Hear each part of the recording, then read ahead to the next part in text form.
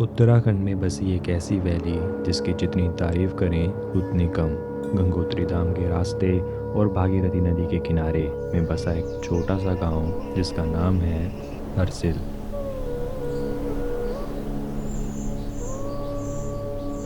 जितना प्यारा ये नाम है उतने ही प्यारे यहाँ के नज़ारे। यहाँ के ये ऊंचे पहाड़ हो या फिर घने देवदार के जंगल, इनकी खामोशी में एक अजीब सा सुकून है जिन्हें देखकर ऐसा लगता है जैसे नेचर ने अपना बेस्ट वर्जन यहीं बनाया हो।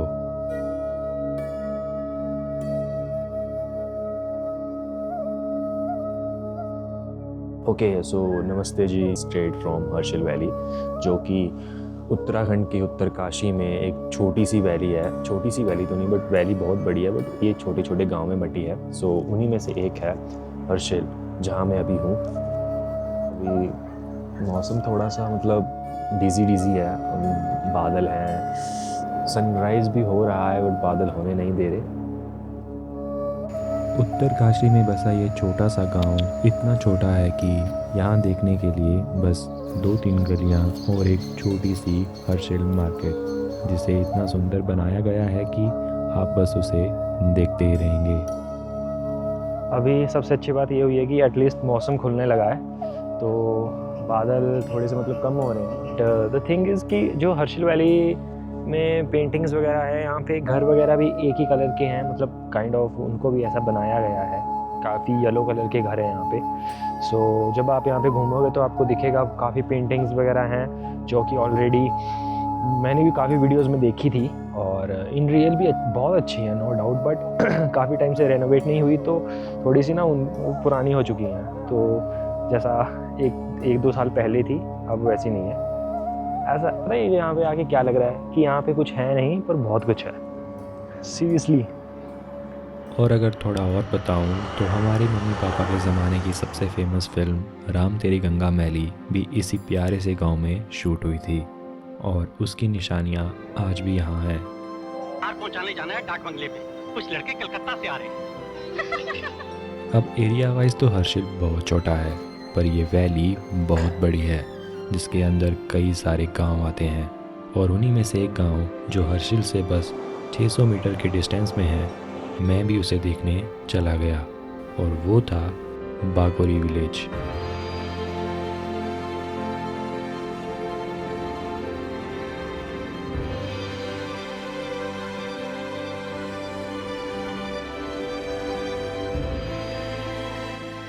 सीधी लाइन में बसा ये पूरा गांव इतना प्यारा है कि आपको इसे देखते ही प्यार हो जाएगा।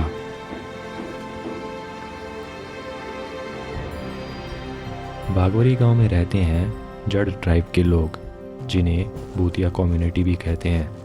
और अगर इनके रोज़गार की बात करूं तो यहाँ के लोग सेब की खेती, टूरिज़्म और वूल से बने कपड़े वगैरह बनाते हैं। ये क्या बना रहे हो आप? ऊन स्वेटर टोपी बनाने के लिए। अच्छा, स्वेटर जी बेड की है? जी।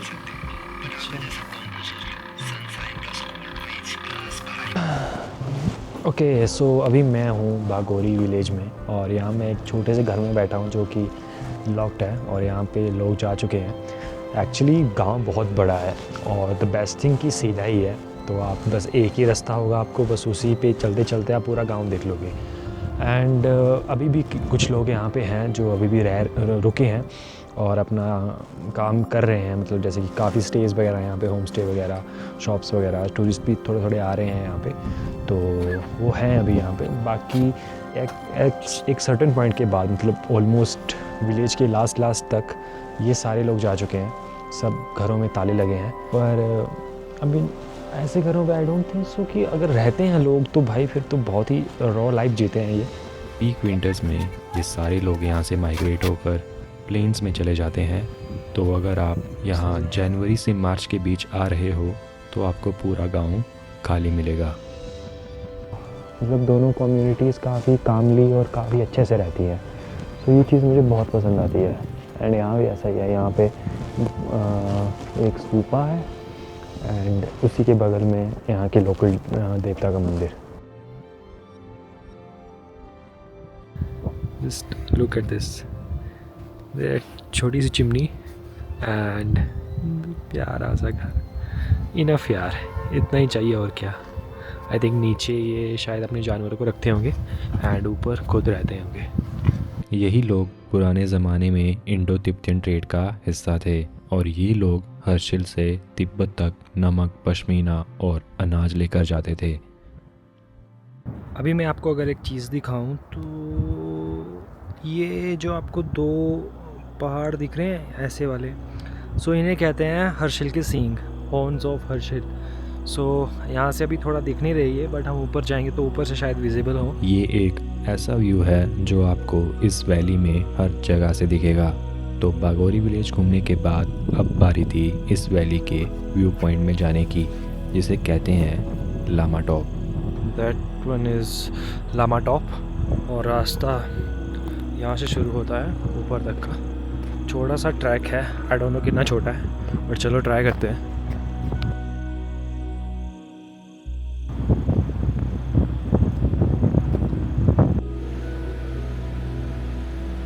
कहते हैं कि कभी कभी गलत रास्ते भी आपको सही मंजिल तक पहुंचा देते हैं। अभी मुझे भी नहीं पता कि ये रास्ता जाता कहाँ पर है, पर भाई काफ़ी अच्छी जगह आ गया हूँ वैसे मैं, मतलब एकदम खुला खुला। ये रिवर का इस साइड का है, उस साइड रिवर बह रही है और पीछे काफ़ी ऐसे मतलब खुली सी वैली जैसी लग रही है ये। बट हाँ, कभी कभी ऐसा भी होता है कि उल्टे रास्ते आपको कभी कभी अच्छी जगह भी ले जाते हैं। तो वापस से सही रास्ते से लामा टॉप का ट्रैक शुरू किया। रास्ता स्टीप था पर व्यूज़ काफ़ी सीनिक थे।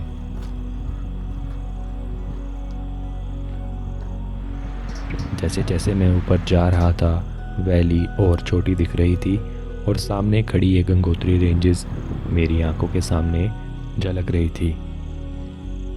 पर जितना मैंने सोचा था ये ट्रैक उतना भी आसान नहीं था।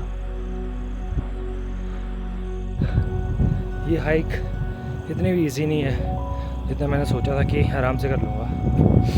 ये जो स्टीपनेस है ना ये ज़्यादा है भाई, इस पे थोड़ा हिल गया मैं, बाकी तो ठीक था। और अपनी बेबू यो।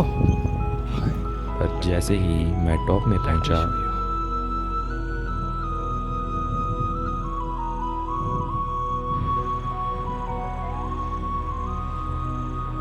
सनसेट के टाइम वो ऑरेंज लाइट इन पहाड़ों में जब पड़ती है तो ये कुछ अलग ही निखर कर आते हैं।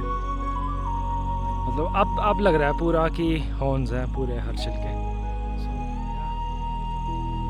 हाँ, कैसे बैठूं? ओके, अभी मैं हूँ लामा टॉप के टॉप में। यहाँ से नीचे पूरा हर्षिल, बागोरी सब कुछ दिखता है और भाई बहुत प्यारी जगह है। थोड़ा सा ट्रैक करना पड़ेगा, लास्ट जो पॉइंट आता है वो थोड़ा स्टीप है, सो उसमें आपकी सांस फूल सकती है। बाकी भाई बहुत प्यारी जगह है। ठंड यहाँ पे, मतलब हवा इतनी ठंडी है कि पूरे हाथ सुन्न हो रहे हैं। नीचे तो सनसेट हो चुका है, ऊपर अभी क्योंकि इतने टॉप में है सो अभी भी यहाँ पे काफ़ी सनलाइट है। कल मखवा, गंगोत्री एंड नराली वगैरह देख लेंगे कितना डैमेज हुआ है, क्या हुआ है। यही है, तब तक आज की ख़त्म करते हैं।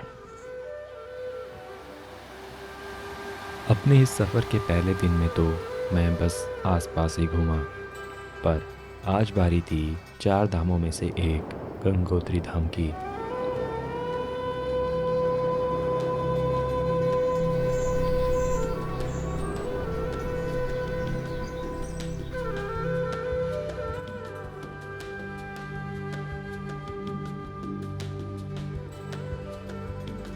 यहाँ की ठंड सीधे हड्डियों तक उतर जाती है और रास्ता इतना खामोश कि मुझे गिनकर शायद 10 लोग मिले। नमस्ते जी। ये मंदिर के लिए रास्ता यही है, सीधा ही है? ये सारा बंद है आजकल? ओके, वो डोली चलेगी है इसलिए? आप ही देखे हो पहले मुझे यहाँ पे।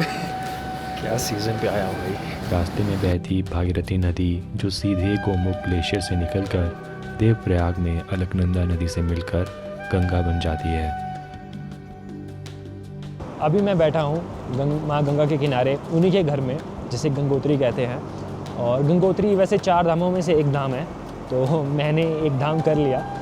सबसे ज़्यादा खुशी पता है किस चीज़ से हो रही है, क्योंकि मैं पहली बार गंगा जी को इतना साफ़ देख रहा हूँ, इतनी क्रिस्टल क्लियर, ब्लू सा कलर, वो लाइट ब्लू सा, और जब सन लाइट पड़ती है इस पर तो कितना प्यारा निखर के आता है। ये बहुत प्यारी है भाई, बहुत प्यारी है। वैसे गंगा जी ने यहाँ पे भागीरथी कहते हैं, भागीरथी नदी गंगा जी ने नाम देवप्रयाग में मिलता है। और बर्फ़ की बात करूँ, अभी यहाँ पड़ी तो नहीं है, ऊपर पहाड़ों में है, बट यहाँ पे जैसे मतलब पानी इतना ठंडा है क्योंकि यहाँ पे इतनी ठंडी है। अभी भी टेम्परेचर -1 या -2 के करीब है। यहाँ पे पत्थरों में अभी भी बर्फ़ जमी है और इतनी मोटी मोटी बर्फ़ है। सो अपनी इस नदी को इतना मतलब महत्व देते हैं अपनी लाइफ में, इतनी इम्पोर्टेंस देते हैं। तो जब इन्हें मैं इस कंडीशन में देख रहा हूँ ना, इतनी अच्छी कंडीशन में देख रहा हूँ ना, तो बहुत मज़ा आ रहा है इन्हें देखने में। सो काश ये नीचे भी ऐसे ही होती, मैदानी इलाकों में भी हम इनका ऐसे ही ख्याल रख पाते जैसे पहाड़ों में रखा जाता है, तो बात कुछ और होती। यहाँ वैसे कपाट बंद है, बट अच्छा है यार, गंगा जी सामने ही तो है बस डोली नहीं है, बाकी गंगा जी सामने तो बह रही हैं, और क्या चाहिए। गंगोत्री धाम की शुरुआत में एक जगह है जिसे कहते हैं सूर्य कुंड।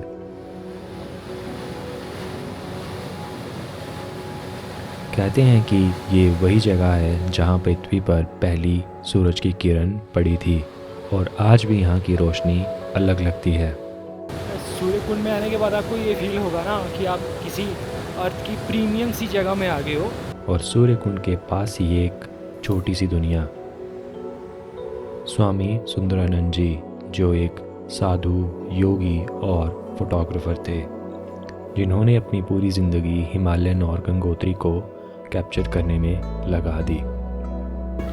You know what, you should definitely visit this art gallery, क्योंकि यहाँ पर आपको वो सारे पीक्स जो हैं जो आजकल काफ़ी फेमस हैं, गोमुख हो गया, Kedarnath, Gangotri and everything, mountains वगैरह सब कुछ।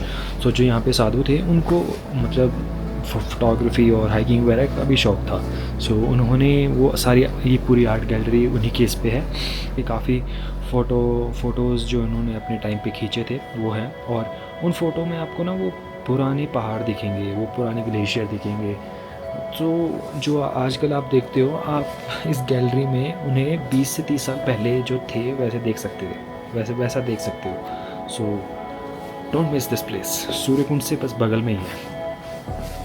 पर इसी साइलेंस के बीच एक और जगह थी जिसे देखने के लिए मैं सबसे ज़्यादा एक्साइटेड था। पर सो ये है करतांगुली का एंट्री गेट, और ये one of most famous site है इस पूरे एरिया की। मुझे पता नहीं था कि ये बंद कब होती है और खुलती कब है। मैं थोड़ा सा लेट हूँ, मतलब 1 हफ़्ता लेट हूँ, तब जाके ये बंद हुई है। सो थोड़ा दुख भी हो रहा है, क्योंकि ये मेरा बड़ा मन था इस। गर्तांगली वो 150 मीटर लंबी वुडन वॉकवे जो पहले इंडो तिब्बतियन ट्रेडर्स इस्तेमाल करते थे। एक टाइम था जब यहाँ से पूरा तिब्बत का ट्रेड होता था, लेकिन इस ट्रिप पर यह रास्ता बंद था, वरना ये हर्षिल का सबसे थ्रिलिंग स्पॉट होता। तो रही बात मेरे सफ़र के आखिरी गांव की, तो वो था माँ गंगा का मायका, मुखवा।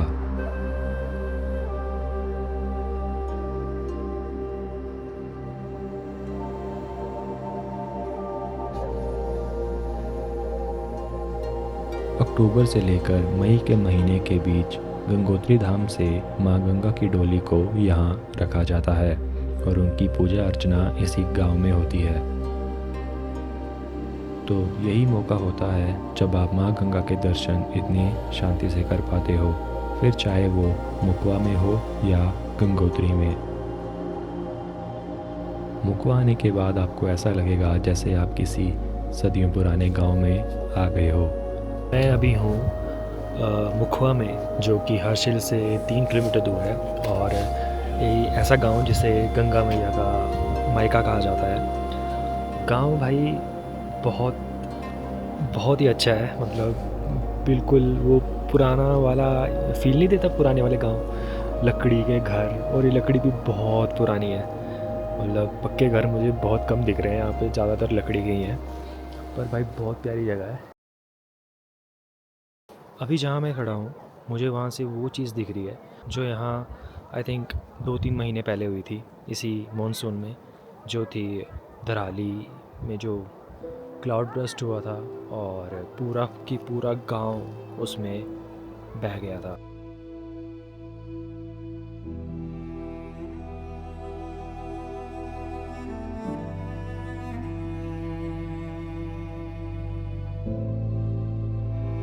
एक ऐसा मंजर जिसे उत्तराखंड की 2013 के बाद की सबसे बड़ी ट्रेजिडी माना जाता है।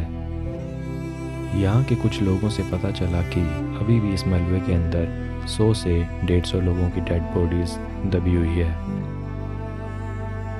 और ये मंजर इतना डिस्टर्बिंग है कि ये आपको सोचने में मजबूर कर देगा कि हम नेचर के सामने कितने छोटे हैं।